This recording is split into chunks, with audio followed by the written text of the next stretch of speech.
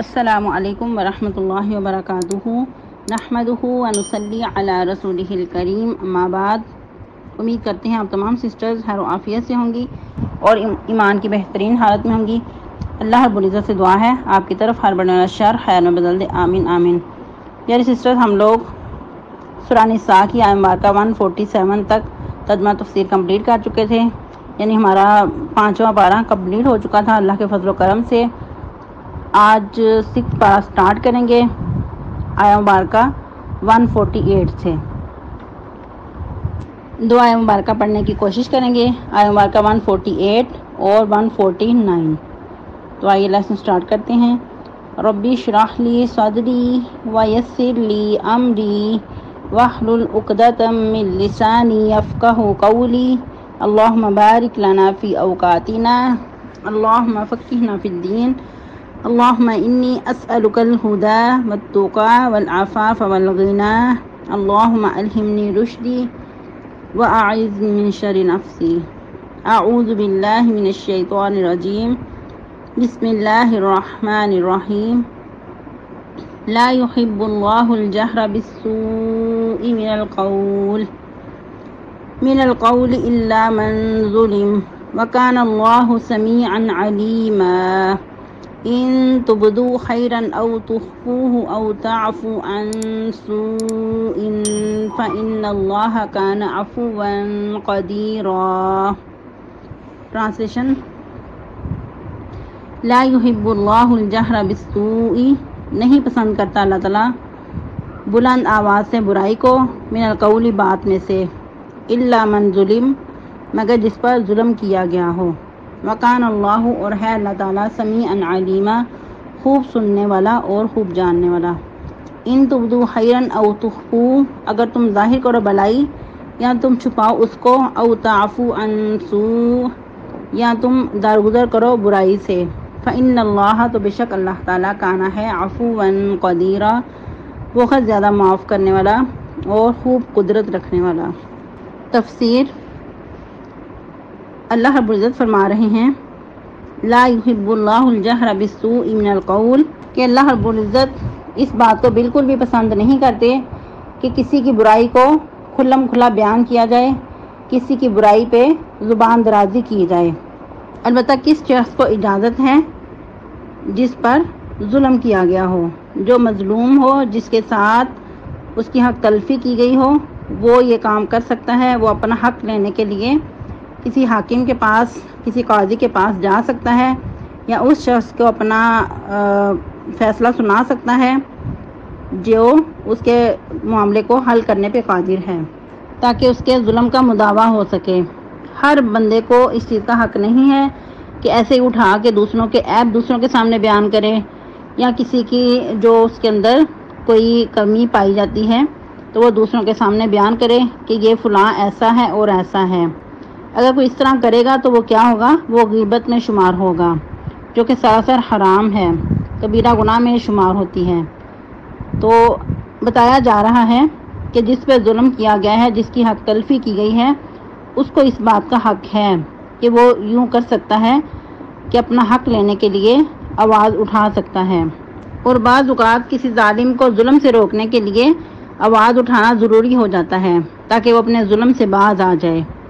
ورنہ بعض اوقات ایسے لوگ جو ہوتے ہیں کسی کی ناجائز شرافت سے فائدہ اٹھاتے ہوئے اپنی بات پہ اڑے رہتے ہیں اور ظلم کی انتہا کرتے چلے جاتے ہیں۔ تو بہت ضروری ہوتا ہے کہ ایسے ظالم کا پھر ہاتھ روکنا۔ اگر مزید اس کی روک تھام نہ کی جائے تو ایسا ظالم پھر مزید ظلم میں اضافہ کرتا ہی چلا جاتا ہے۔ اور یاد رہے کہ یہ حکم اس وقت نازل ہوا جب مسلمان مدینہ میں تھے، کیونکہ مکہ میں جو مظالم تھے اس کی نوعیت اور تھی اور مدینہ میں اور تھی۔ مکہ میں مسلمانوں پہ ظلم و ستم ڈایا جاتا تھا کہ تم لوگ ایک ہی اللہ کی عبادت کیوں کرتے ہو، جو ہمارے معبودین باطل ہیں ان کی نفی کیوں کرتے ہو۔ تو مدینہ میں معاملہ کچھ اور تھا۔ مدینہ میں شرارتیں کی جاتی تھی، چال بازیاں کی جاتی تھی، روز روز مسلمانوں کو ستایا جاتا تھا، اور اس میں ایک ہی فرقہ نہیں تھا بلکہ یہود، منافقین اور مشرکین مل کر یہ کام کیا کرتے تھے، اور ہر ایک کی کوشش ہوتی تھی کہ مسلمان کو دبا دیا جائے، مسلمانوں کو جو پنپ رہے ہیں ان کی جو ریاست ہے وہ قائم نہ رہے، کسی نہ کسی طرح سے اسلام کا نام ہی مٹا دیا جائے۔ اور اللہ رب العزت کی منشا تھی کہ جو مدینہ کی ریاست ہے وہ مزید مضبوط ہو اور اسلام کا جو نام ہے وہ بلند ہو اور مسلمان مضبوط اور طاقتور ہوں، مسلمان مل کر ایک مضبوط ریاست قائم کریں۔ تو اس وقت پھر نئے نئے حکم نازل ہو رہے تھے کہ تم لوگ اس طرح کرو، اس طرح کرو، مسلمانوں کو بار بار احکامات دیے جا رہے تھے۔ تو گویا اس وقت مسلمانوں کو احکامات میں سے یہ بتایا جا رہا ہے کہ اگر تم پہ اتنا ظلم و ستم ہو رہا ہے تو تم بھی جوابی کارروائی کر سکتے ہو، لیکن اس کے ساتھ ساتھ یہ بھی تعلیمات دی گئیں کہ اس طرح جوابی کارروائی صرف اس کا ہی حق بنتا ہے جس پہ ظلم ہو رہا ہو، ہر بندے کو حق نہیں کہ وہ اٹھ کر اس طرح کی باتوں کو پھیلائے۔ اس طرح کیا ہوتا ہے کہ مزید معاشرے میں فتنہ فساد برپا ہوتا ہے، جو سکون کی فضا ہے وہ ختم ہو کر رہ جاتی ہے، اور بعض اوقات ظالم کو مزید ظلم کرنے کا موقع ملتا ہے، اور پھر مزید ایسے مظلوم کو یہاں تک حق حاصل ہے کہ اگر کوئی ظلم کی انتہا پہ اتر آیا ہے تو پھر وہ ظالم کے حق میں بد دعا بھی کر سکتا ہے۔ ویسے تو مسلمان کو ایسا نہیں کرنا چاہیے کہ کسی کے حق میں بد دعا کرے، کیونکہ اگر وہ ظالم نہیں ہے، اس کے ظلم کی جو نیت ہے وہ کم ہے، تو اگر وہ کسی کے حق میں بد دعا کرے گا جس کا وہ مستحق نہیں، تو وہی جو بد دعائیہ کلمات اس نے دوسرے کے لیے ادا کیے ہیں وہ پلٹ کر اس پہ بھی آ سکتے ہیں۔ لیکن اگر کوئی اتنا ہی ظلم کر رہا ہے، واقعی وہ ظالم شخص ہے، تو اس کے حق میں پھر بد دعا قبول ہوگی۔ جیسا کہ کہا کہ حدیث کے کچھ الفاظ اس طرح ہیں کہ مظلوم کی بد دعا اور اللہ کے درمیان پھر کوئی رکاوٹ نہیں، یعنی کہ فوراً پھر اس کی جو بد دعا کے الفاظ ہیں وہ اس کے حق میں قبول ہو جاتے ہیں۔ لیکن یاد رہے کہ جتنا اس پہ ظلم کیا گیا ہے، جتنی اس کے ساتھ زیادتی کی گئی ہے اتنا ہی کرنا ہے۔ اگر اس سے بڑھ کے کرے گا تو ایسا نہ ہو کہ وہ مظلوم سے ظالم بن جائے، ایسا نہ ہے کہ جو ظالم ہے وہ اس کے مقام پہ آ جائے اور مظلوم ظالم کے مقام پہ چلا جائے۔ اور بھی مزید مظلوم کو یہاں تک جوابی کارروائی کرنے کا حق ہے، جس طرح کہ نبی صلی اللہ علیہ وسلم کے زمانہ مبارک میں ایک شخص نبی صلی اللہ علیہ وسلم کے پاس آیا اور اس نے اپنے ہمسایوں کی شکایت کی کہ میرا ہمسایہ مجھے اس طرح ستاتا ہے اور میرے حق میں کسی قسم کی کوئی یعنی کہ موقع خالی نہیں جانے دیتا۔ تو اس پر پھر نبی صلی اللہ علیہ وسلم نے کیا فرمایا کہ تم اپنا گھر کا سامان نکال کر گھر سے باہر رکھ دو، ہر آتا جاتا دیکھے گا کہ اس نے اس طرح کیوں کیا ہے، تو اس کے بارے میں پھر پتہ چلے گا کہ یہ جو ہمسایہ ہے یہ اپنے ہمسایہ کو اس طرح ستا رہا ہے۔ تو اس طرح جب اس کو لان تان ہوگی تو ہو سکتا ہے کہ اس کو عبرت حاصل ہو جائے۔ تو انہوں نے ایسا ہی کیا، انہوں نے اپنا سامان جس طرح نبی صلی اللہ علیہ وسلم نے کہا تھا، مشورہ دیا تھا، تو نکال کر باہر رکھ دیا۔ تو ہر آتا جاتا جب دیکھتا اور پوچھتا کہ تم نے اس طرح کیوں کیا ہے، تو وہ بتاتا کہ میرا ہمسایہ مجھے اس طرح ستاتا ہے، مجھ پہ اس طرح ظلم کرتا ہے۔ تو اس شخص کو پھر ایسی عبرت ہوئی کہ اس نے پھر آگے بڑھ کر معذرت کی اور آئندہ ایسا نہ کرنے کا پکا وعدہ کیا۔ تو اس طرح بعض اوقات کسی کو سبق سکھانے کے لیے کچھ اقدام کرنا پڑتے ہیں۔ تو اس قسم کے حالات میں اللہ رب العزت نے فرما دیا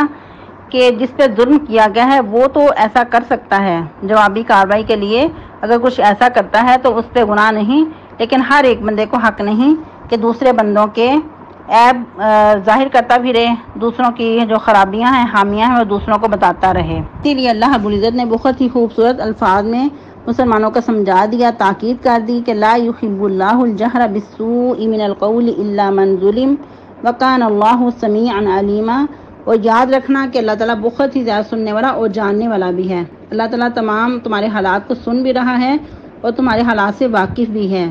کہ تم کس قسم کے کام کر رہے ہو، کہ دوسروں کو جوابی کارروائی میں تم کون سے الفاظ یوز کر رہے ہو یا تم کن حالات سے گزر رہے ہو، اور اللہ تعالیٰ ان جاننے کے بعد ہو سکتا ہے کہ بہت جلد تمہارے حالات سنوار دے۔ پھر مزید اللہ رب العزت نے دوسری راہ بھی دکھا دی، یہ بھی ظاہر کر دیا کہ اگرچہ تمہیں رخصت ہے کہ تم جوابی کارروائی کر سکتے ہو، لیکن اس کے برعکس ان تبدو خیرن او تخفوہ، کہ تم جو بھی نیکی ظاہر کرو یا اس کو چھپاؤ، یا تم اگر تم پہ ظلم ہوا ہے تو تم اس برائی کو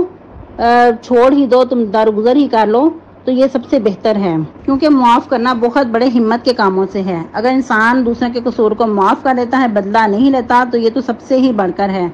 جس طرح کہ نبی صلی اللہ علیہ وسلم نے فرمایا کہ مال صدقہ کرنے سے کم نہیں ہوتا، اور دوسروں کو معاف کر دینے سے اللہ تعالیٰ بندے کی عزت میں اضافہ ہی کرتے ہیں.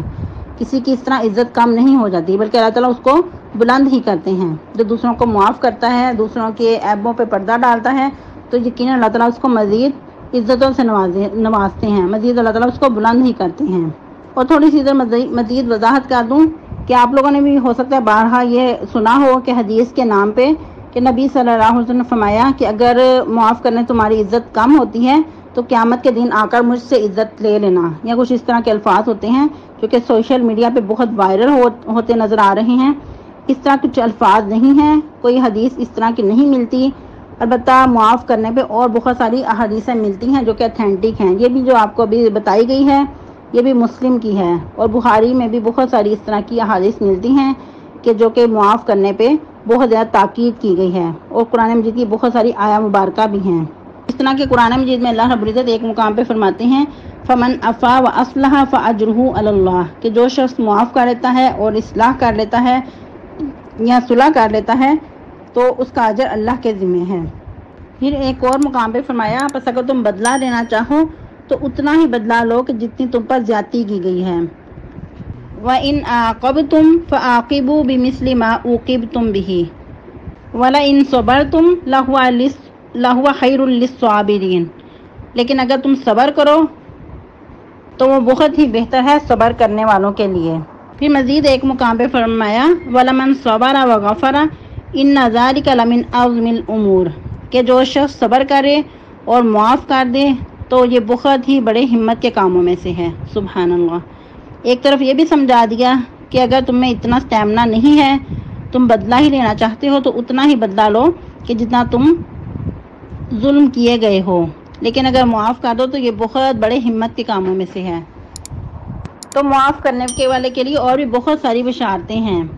کہ جو شخص قدرت کے باوجود دوسرے کو معاف کر دیتا ہے تو ایسے شخص کے لیے کیا ہے کہ قیامت کے دن اس کو حور العین پہ پیش کیا جائے گا اور اس سے کہا جائے گا کہ جون سی حور تمہیں پسند ہے تم لے سکتے ہو. تو کیا پتہ چلتا ہے کہ نیکی کی بہت ساری اقسام ہیں. ان میں سے ایک یہ بھی ہے کہ انسان قدرت کے باوجود بدلہ نہ لے اور اس کو دفع کر دے معاملے کو اور دوسرے کو معاف کر دے، تو یہ بہت ہی بڑی نیکی ہے، کیونکہ یہ بہت بڑے ظرف کی بات ہوتی ہے.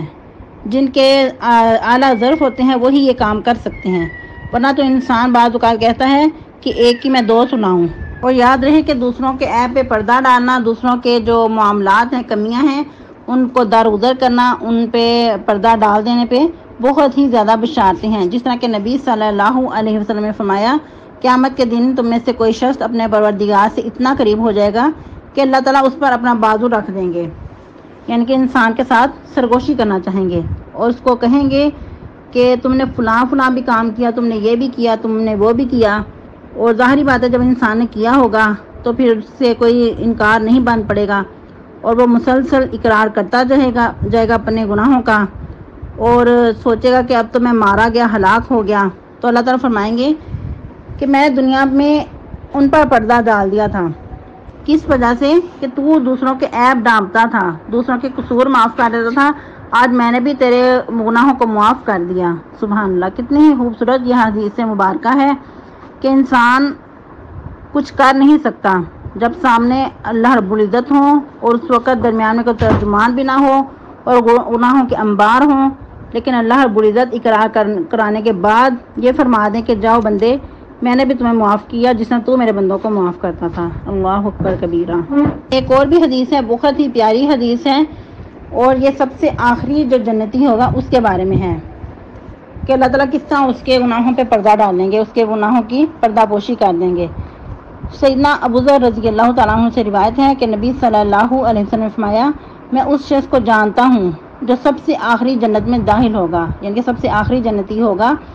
اور سب سے بعد دوزخ میں نکالا جائے گا، یعنی کہ دوزخ میں سے اس کو چکر لگا کے پھر اس کو جنت میں آخرکار داخل کر ہی دیا جائے گا. لیکن استغفر اللہ کی کتنی بڑی یہ بھی بدقسمتی ہے کہ انسان جہنم میں سے چکر لگا کر پھر اس سے نکال کر پھر اس کو معاف کر کے جنت کا داخلہ نصیب ہو. اللہ سے دعا کریں کہ اللہ تعالی ہم سب کو اپنا مقرب بنا لے اور جو اولین میں ہیں جو 70,000 بغیر حساب کتاب کے جنت میں جائیں گے اور بازو میں بازو ڈال کر جائیں گے، اور ایک ساتھ جائیں گے، کوئی بھی آگے پیچھے نہیں ہوگا۔ اللہ تعالیٰ ہمیں ایسے لوگوں میں شمار کر لے، آمین۔ ہمارے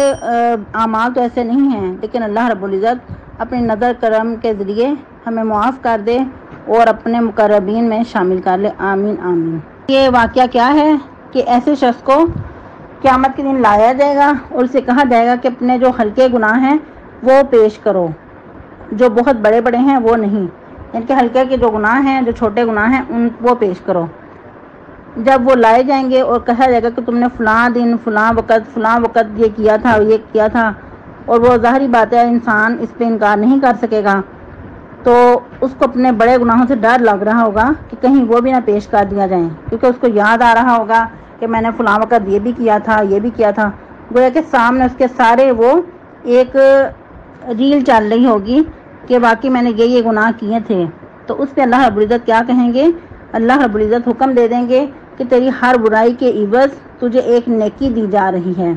اللہ اکبر کبیرہ۔ یہ اللہ تعالیٰ کا بہت بڑا فضل و کرم ہے۔ اور یاد رہے کہ جو ہم لوگ الرحمن الرحیم کی وضاحت کرتے ہیں کہ اللہ رب العزت کی جو رحمت ہے اس کے 100 درجے ہیں، اللہ رب العزت نے ایک رحمت کا جو درجہ ہے وہ دنیا پہ بھیجا ہے، اور جو 99 رحمتیں ہیں وہ اللہ تعالیٰ نے اپنے پاس رکھی ہیں، اور وہ رحمتیں اللہ تعالیٰ قیامت کے دن اپنے مسلمان اپنے نیک بندوں پہ ہی نچھاور کریں گے۔ تو ان میں سے ہی ایک یہ بھی ہے کہ اللہ تعالیٰ اس وقت اپنے فضل و کرم اپنی رحمت سے کہیں گے کہ ہر گناہ کے بدلے تجھے ایک نیکی دی جا رہی ہے۔ یہ سن کر وہ کہے گا کہ اللہ میں تو کچھ اور بھی گناہ کیے تھے جنہیں میں یہاں نہیں دیکھ رہا۔ تو گویا انسان دیکھے گا کہ مجھے اتنی نیکیاں دی جا رہی ہیں، تو پھر اس کو اپنے باقی گناہ بھی یاد آنے لگیں گے۔ تو جو روایت کرنے والے ہیں صحابی ہیں، وہ فرماتے ہیں کہ میں نے دیکھا کہ اس بات پہ نبی صلی اللہ علیہ وسلم اتنا ہنسے، یعنی کہ عموماً آپ وسلم کی عادت مبارکہ تھی کہ مسکراتے تھے، کھل کر نہیں ہنسا کرتے تھے، لیکن اس موقع پہ نبی صلی اللہ علیہ وسلم اتنا کھل کے ہنسے کہ آپ کی داڑھ مبارکہ بھی نظر آنے لگیں۔ سبحان اللہ، کہ انسان کیسا جلد باز ہے، جب اس نے دیکھی کہ مجھے اس کے بدلے میں نیکیاں مل رہی ہیں تو اس کو بھی اپنے جو گناہ ہیں وہ بھی ظاہر کرنے لگا کہ میں نے تو یہ بھی کیا تھا، وہ بھی گناہ تھا، تو وہ یہاں نظر نہیں آ رہا۔ اس کو کیا تھا کہ مجھے مزید اس کے بدلے میں نیکیاں ملیں۔ اور مزید یاد رہے کہ یہ تھا کہ انسان دوسروں کے عیبوں کو ظاہر نہ کرے، دوسروں کے عیبوں کو ڈھانپے، بلکہ انسان اپنے بھی جو گناہ ہیں وہ بھی دوسروں پہ ظاہر نہیں کرنا چاہیے۔ اگر ماضی میں کوئی گناہ ہو چکے ہیں یا ہر وقت انسان سے گناہ ہوتے رہتے ہیں تو انسان ان کو دوسروں پہ ظاہر نہ کرے، بلکہ اللہ سے سچے دل سے توبہ کرتا رہے اور دوسروں پہ ظاہر کرنے سے ایوائڈ کرے۔ گناہوں کے درمیان بندے کا اور رب کا ہی معاملہ ہونا چاہیے، لیکن اس کے برعکس عیسائیوں میں کیا معاملہ ہے کہ جب وہ توبہ کرتے ہیں اپنے پادری کے سامنے، جو ان کا بڑا ہوتا ہے اس کے سامنے جب توبہ کرتے ہیں تو وہ لوگ اپنے گناہوں کا اقرار کرتے ہیں، اپنے گناہوں کو ظاہر کرتے ہیں، جو ان کے اندر عیب ہوتے ہیں وہ بتاتے ہیں کہ میرے اندر یہ بھی عیب ہے، میں نے یہ بھی گناہ کیا۔ تو اس طرح پادری بھی نام لے کر اس کے گناہوں کی وہ تلافی کرواتا ہے۔ تو یہ سراسر قرآن و حدیث سے ہٹی ہوئی چیز ہے۔ انسان کو اپنے گناہوں پہ بھی پردہ ڈالنا چاہیے۔ اگر کسی کے حق میں کمی ہو گئی ہے تو اس وقت تو انسان آگے بڑھ کر سامنے والے سے معافی مانگے اور جو حق تلفی ہوئی ہے اس کی تلافی کروائے۔ لیکن اگر اپنے رب کے سامنے معاملہ ہے تو پھر انسان تنہائی کا معاملہ تنہائی میں ہی رکھے اور سچے دل سے اللہ کے سامنے توبہ کرے۔ اس کے بارے میں بھی حدیث مبارکہ ہے کہ نبی صلی اللہ علیہ وسلم نے فرمایا میری امت کے تمام جو لوگ ہیں ان کے گناہ معاف کر دیے جائیں گے سوائے اس شخص کے کہ جو مجاہرہ کرنے والا ہے۔ اور فرمایا کہ مجاہرہ کیا ہے کہ انسان سے رات کے وقت کوئی گناہ ہوتا ہے تو اللہ تعالیٰ نے تو اس کے گناہ کو ڈھانپ دیا، اندھیرے میں اس سے گناہ ہوا، اللہ نے تو اس کے گناہ پہ پردہ ڈال دیا، لیکن اس نے کیا کہ صبح ہوتے ہی لوگوں کے اندر مشہور کرنا شروع کر دیا کہ میں نے رات کو یہ گناہ کیا، اس طرح مجھ سے ہوا، اس طرح ہوا۔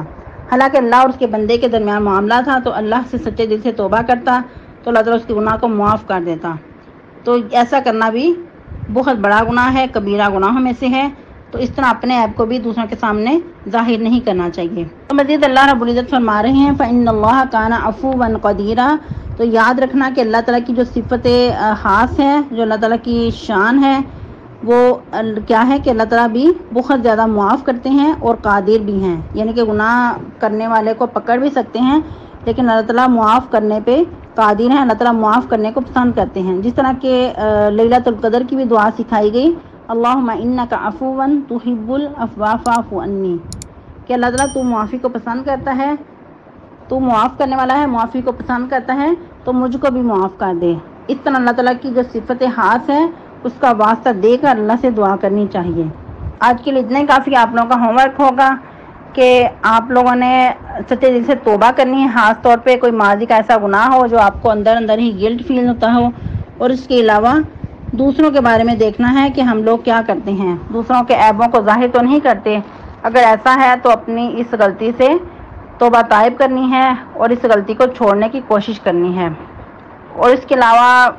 جو آپ کو 5ویں پارے کی ٹیسٹ کی تیاری کہا گیا وہ مسلسل جاری رکھیں، اور جو آپ کو 5ویں پارے کا فہم القرآن کا کے لیکچر سینڈ کیے گئے تھے، اگر آپ لوگوں نے سن لیے ہیں، آپ لوگ کے یعنی کہ وہ پلے ہو چکے ہیں